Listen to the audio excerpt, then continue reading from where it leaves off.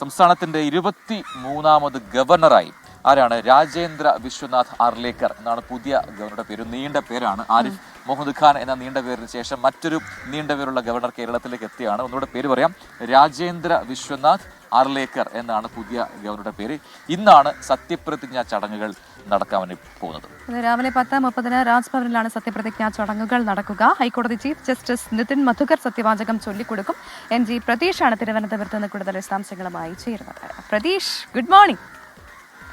അപ്പോ സംസ്ഥാന സർക്കാരിനെ സംബന്ധിച്ച് മുൻ ഗവർണറുമായിട്ട് വലിയ പ്രശ്നങ്ങളൊക്കെ ഉണ്ടായി. എന്താ പറയുന്നത്, യുദ്ധമായിരുന്നു സത്യം പറഞ്ഞ സർക്കാരും ഗവർണറും തമ്മിൽ. അതുകൊണ്ട് തന്നെ ഗവർണർക്ക് ഒരു യാത്രയയപ്പ് ചടങ്ങൊന്നും കൊടുത്തിരുന്നില്ല. പക്ഷെ ഇന്നലെ നമ്മൾ കണ്ട കാഴ്ച വ്യത്യസ്തമാണ്. പഴയ ഗവർണർക്ക് യാത്രയയപ്പ് ചടങ്ങില്ല. പക്ഷെ ഇന്നലെ മുഖ്യമന്ത്രി മന്ത്രിമാരും നേരിട്ടെത്തി വിമാനമിറങ്ങിയ പുതിയ ഗവർണറെ സ്വീകരിക്കുന്ന കാഴ്ച നമ്മൾ കണ്ടു. അപ്പൊ ഇന്നത്തെ ചടങ്ങുകൾ എന്താണ്, എപ്പോഴാണ്, ആരൊക്കെയാണ് പങ്കെടുക്കുക?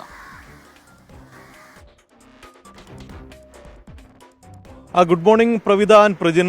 സംഭവബഹുലമായ 5 വർഷം പൂർത്തിയാക്കിയായിരുന്നു മുൻ ഗവർണർ ആരിഫ് മുഹമ്മദ് ഖാൻ തലസ്ഥാനത്ത് നിന്ന് മടങ്ങിയത്. പുതിയ ഗവർണർ ഇന്നലെ വൈകിട്ടോടുകൂടി തന്നെ തിരുവനന്തപുരത്ത് എത്തിയിരുന്നു. നേരത്തെ സൂചിപ്പിച്ചതുപോലെ തന്നെ മുഖ്യമന്ത്രിയും മന്ത്രിമാരും ചേർന്ന വളരെ സന്തോഷത്തോടു കൂടിയാണ് ഇന്നലെ ഗവർണറെ സ്വീകരിച്ചത്. ഈ 23ാമത് കേരള ഗവർണറായി വിശ്വനാഥ് രാജേന്ദ്ര അർലേക്കർ ഇന്ന് 10:30 ചുമതല ഏൽക്കുന്നത്. ഹൈക്കോടതി ചീഫ് ജസ്റ്റിസ് നിതിൻ മധുകർ സത്യവാചകം ചൊല്ലിക്കൊടുക്കും. 10:30 രാജ്ഭവനിൽ നിലവിൽ ഈ ചടങ്ങ് ക്രമീകരിച്ചിരിക്കുന്നത്. ഇതിനു മുന്നോടിയായി പോലീസിന്റെയും സായുധസേനയുടെയും ഗാർഡ് ഓഫ് ഓണർ പുതിയ ഗവർണർക്ക് നൽകും. മുഖ്യമന്ത്രി, പ്രതിപക്ഷ നേതാവ്, മറ്റു മന്ത്രിമാർ, സ്പീക്കർ, DGP അടക്കമുള്ള വ്യക്തികളായിരിക്കും ഈ സത്യപ്രതിജ്ഞ ചടങ്ങിൽ പങ്കെടുക്കുന്നത്.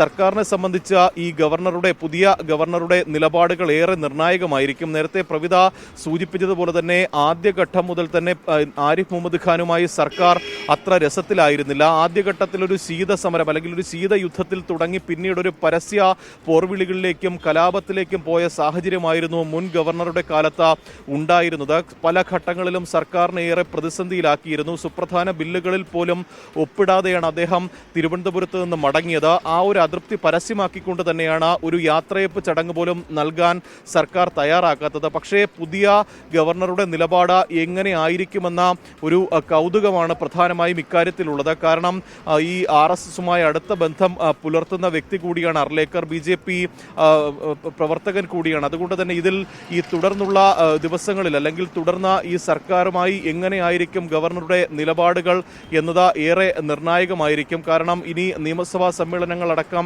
നടക്കാനുണ്ട്. പക്ഷേ ഇന്നലെ തലസ്ഥാനത്തെത്തിയ ആ ഒരു ഘട്ടം മുതൽ തന്നെ വളരെ നല്ല രീതിയിൽ തന്നെയാണ് സർക്കാരുമായുള്ള ഒരു സമീപനം. കാരണം താൻ സർക്കാരിനെ സഹായിക്കാനാണ് എത്തുന്നത് എന്നതായിരുന്നു വിശ്വനാഥ് രാജേന്ദ്ര അർലേക്കറിന്റെ ആദ്യ പ്രസ്താവന പോലും. എന്തായാലും സർക്കാരും വളരെ പ്രതീക്ഷയോടുകൂടി തന്നെയാണ് പുതിയ ഗവർണറെ കാണുന്നത്. 10:30 സത്യപ്രതിജ്ഞാ ചടങ്ങുകൾ നടക്കും. പ്രജിൻ, പ്രവിത.